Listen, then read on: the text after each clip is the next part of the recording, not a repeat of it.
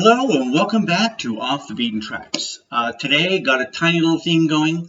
One of the things I like about the VC, beyond the records people have gotten, the rarities and the holy grails, and the artwork and how much they paid for them and what they think of them, I like the little tidbits, the gimcracks and gewgaws of information that you find out about these artists and the bands and the records beyond what's actually in the grooves. So I thought I would do that. I got some of my new acquisitions, going through, finding out little bits about them from my blog. So, maybe there's little stories in some of these. Going to start really small story and hopefully build up to a gangbuster of an ending. So my first album is Bruce Murray, There's Always a Goodbye. This is from 1979 on the Columbia label. He's looking a little like Rex Smith on that side. This is not very good. I think there's been some terrible choices made here. The arrangements are awful. Some of the songs are not very good. It's a nice car, though. That looks like a very nice car. And his jacket. I think his jacket, probably a lot of us would like to wear that. The trivia about this is that this Bruce Murray is one of the younger brothers of Anne Murray, the famous Canadian singer. Obviously, he's Canadian too. And when his career waned in the 80s, he decided to go and get a certificate and became a high school science teacher. Gave up show business entirely. Now, Navarro, this is not a bad little album. Soft rock, it's not something you put on a lot. A Sunday morning, perfect Sunday morning album where you kind of go, oh, yeah, that's somewhat of a tune. I like that nice, easy, breezy saxophone they're playing there. Yeah, so this is from 1977. When Navarro weren't recording this album, they were Carole King's backup band. And not only that, but Carole King does one or two backup vocals on this album for them, returning the favor. Really like this album. This is the Country Gazette. This is Don't Give Up Your Day Job, United Artists. I picked this up, I think, for a buck. Good album. If you like bluegrass, this is good stuff. They put out albums from about 1971 to about 91. And back in 1972, 1973, 1974, nobody's quite sure, they were the backup band for a rising star, Linda Ronstadt, playing a small club in Santa Monica called McCabe's Guitar Store. There's about 90 people you can get in there. I've been to a bunch of concerts there, 90 at the most. And it's a tiny little place, and she just seems to be having the time of life. She giggles through every introduction to every song. Nice stuff. That's nice. This is nice. That's trivia. Okay, we're going on to this. I have no idea. Maybe this is why these guys didn't last. This is Aronson Ackley. It says that right there. And the album's called You and I, which I don't know if it's anywhere on this thing. This is a duo that recorded 2 albums and a couple of singles, but they never would have existed in the first place had it not been for the Vietnam War. Arlen is from Cleveland and didn't particularly want to end up in Vietnam, so he hightailed it up to Canada, where he met Arron, who was a Canadian jazz pianist.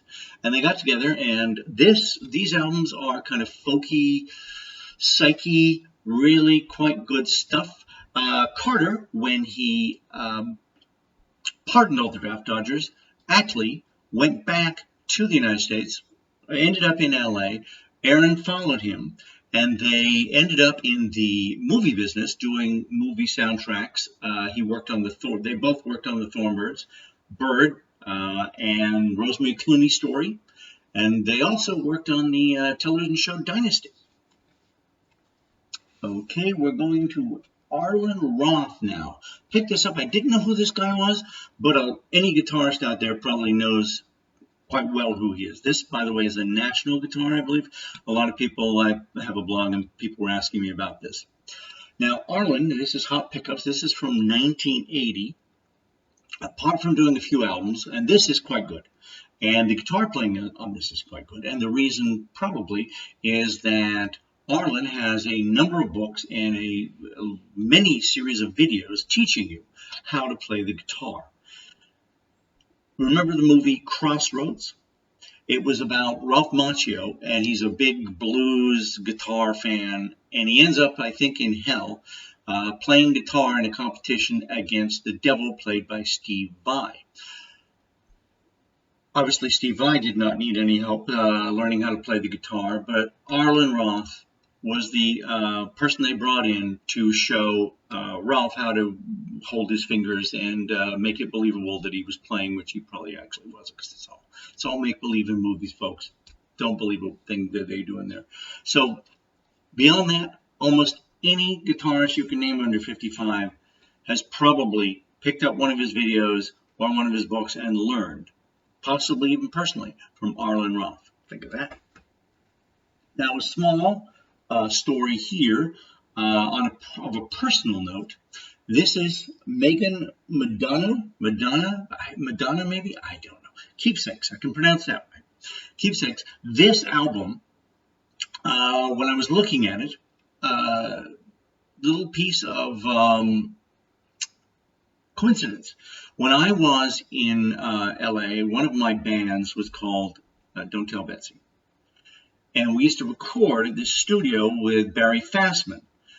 Great guy, very knowledgeable. I used to sit next to him for hours as we, tried to get our musicians not to make mistakes.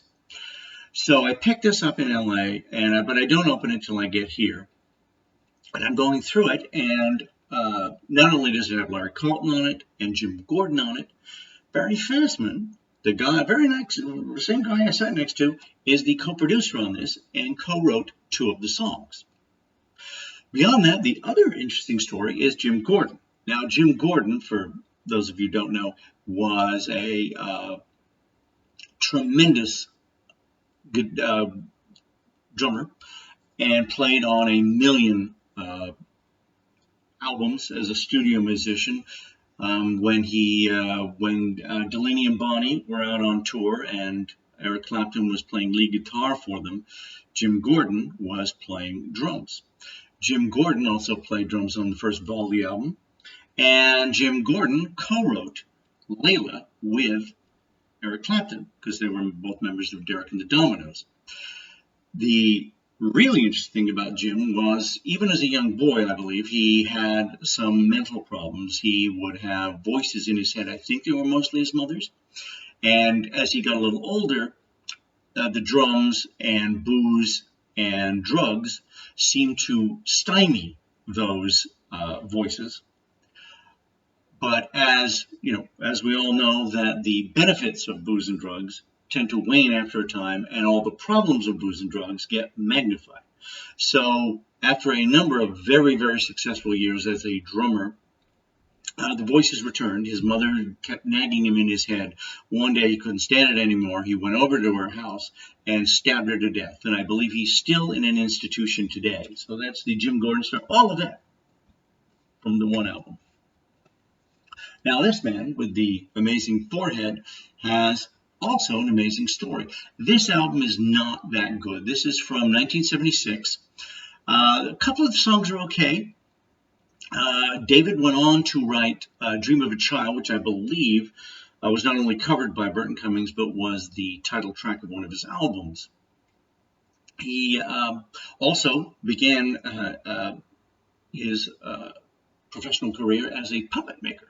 But even that isn't the most interesting thing about Dave Foreman. Dave Foreman, I don't know whether many of you remember this, certainly people of a certain age would, but in 1974 there was a huge hubbub in New York when a man named Philip Petit decided to secretly put a line between the twin towers of the World Trade Center. And one morning in 1974 sometime, he took this big pole and he walked out on that wire about 1,400 feet up in the air. There were people everywhere on the ground. They were just aghast. I would have fainted. He was up there. He walked back and forth about 8 times. He laid down. He did little tricks on this wire. And eventually the police threatened to pluck him off with the use of a helicopter if he didn't come off. So they came off and got arrested. All of that. Philip Petit's personal assistant was Dave Foreman. He was intimately involved in this crazy stunt. I don't know whether he went to jail or not. After this album bombed, David went into jingle writing and was very successful writing jingles for commercials. Okay, this is Brotherhood. This is a terrific album. Kind of hard rock, kind of psych. They do a version of Mamas and Papas, California Dreamin'. They did it as a live jam, and it took 25 takes, but it's great. And they also do a pretty rockin' version of I Never Promised You a Rose Garden with Lee Michael. Don't get it wrong, Errol. Lee Michael. It says Michael Lee on all his mail, I guess, from the government. And because he had recorded it for his album, then decided he didn't want to use it, and the boys just took it over. Now, two of the guys on this, Volk and Levin, they were in Paul Revere and the Raiders. In fact, Volk, I believe, wrote and sang on one of their hits that went to number 8. And this album, as I said, came out in 1969. It would have come out in 1967, except when the boys left Paul Revere to make this, they were sued by the band, and they were sued by Columbia Records. Apparently, they did not want them leaving. Another interesting fact is that this is one of the very first albums to use the Moog synthesizer. Robert Moog, the inventor, was working in the same studio where this album was recorded, and he asked these guys to please use it to see how it worked out. Fascinating stuff. So the last piece of trivia about this is Volk, who was I believe, the singer in the band and the bassist. His mother was Harriet Nelson's massage therapist of Ozzie and Harriet, and obviously mother of Rick Nelson. And Volk went on to be the bass player in Rick Nelson's backup band, the Stone Canyon Band. More interesting trivia. Now, my last album, this is going back to Canadians here. This is Bob Ruzicka, What the World's All About. I really like this album. It's kind of a little laid back. It's a bit of rock, bit of country, bit of folk. He's had numerous songs covered by other people. And you, us parents, probably remember Hey Daddy, There's a Hippo in My Tub, which was not only covered by Anne Marie, I think it was the title track of one, her children's album. He wrote it. That's not even the most interesting thing. The most interesting thing, possibly, maybe even the second most interesting thing I found about Bob Ruzicka is he is a licensed dentist. And early in his career, to support his singing and songwriting, he was banging on children's teeth in the Northwest Territories. Eventually, he went solo into just the one occupation. But when his career started to dry up again in the 80s, he went back to dentistry to supplement his income and was known for many years as the singing dentist. Now, the most interesting fact that I found about this guy was that in the early 80s, he purchased the Transit Hotel in Edmonton, Canada, which is famous for gopher races. So that's what he was famous for, dentistry and gopher races. He eventually sold the hotel and retired. I'm sure he was exhausted after all that career, and I'm exhausted just telling it.